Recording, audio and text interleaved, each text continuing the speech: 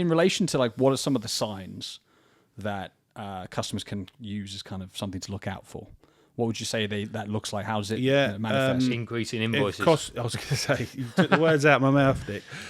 Cost increases. Yeah. So what we spoke about earlier is the contract might start at a certain point. It might be the best deal, the best quote you've received, but then all of a sudden the suppliers quickly found out that they're going to lose money if they do this forever. Yeah. Cost increases start sneaking in, additional costs that weren't discussed, whatever it might be. So excessive price rises. Yeah, and that doesn't necessarily have to just be hand in hand with a low cost starting point. It could be a high cost starting point, and they still put these in because they some suppliers look to try and get away with anything they can. So we look at those.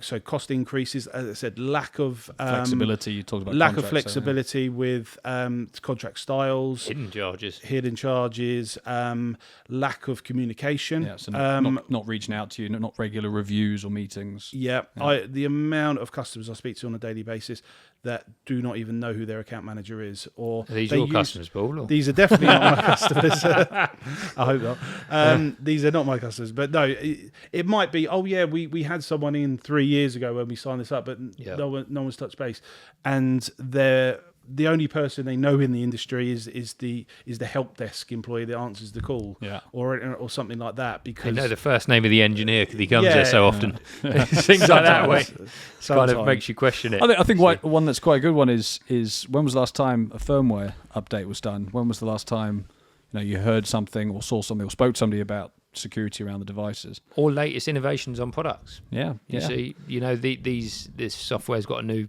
One of the print management software might have a new version, might have some enhancements, new features, security enhancements. How often are there people engaging to their customers on those? The amount of times Microsoft keep changing things, changing the parameters of their systems, which affects everything. Recent OAuth update. Yeah, so that is something that we proactively went out and reached out to all our customers and said, this is happening. We've got some I doubt many people guys. Listening to this will even know about that change coming up. It's still due to go live, isn't it? Really? So it's. I mean, that will impact everyone from being massively able to scan on their device by not discussing it with a supplier. Yeah, or each supplier, there's obviously different levels of complexity. Yeah. So it's obviously keeping customers up to date with things like this are quite crucial. I think fundamentally it's are you engaging? Are you speaking with your supplier? Are they working with you? If you're not, if you haven't heard from them in 3 or 4 months, they've probably forgotten about you. I think if you also look across the board, how many a lot of these customers will have 5 different suppliers. They'll have a supplier for consumables, they'll have a supplier for the printers, they'll have a supplier for IT, they'll have a supplier for telecoms, they'll have a supplier for their internet, they'll have a supplier for security. Well, a supplier probably for the waste as well. And the waste. How do you manage all that? Yeah. We're bringing that together. We're giving them one pane of glass, essentially, where everything comes through us. We can manage all of those.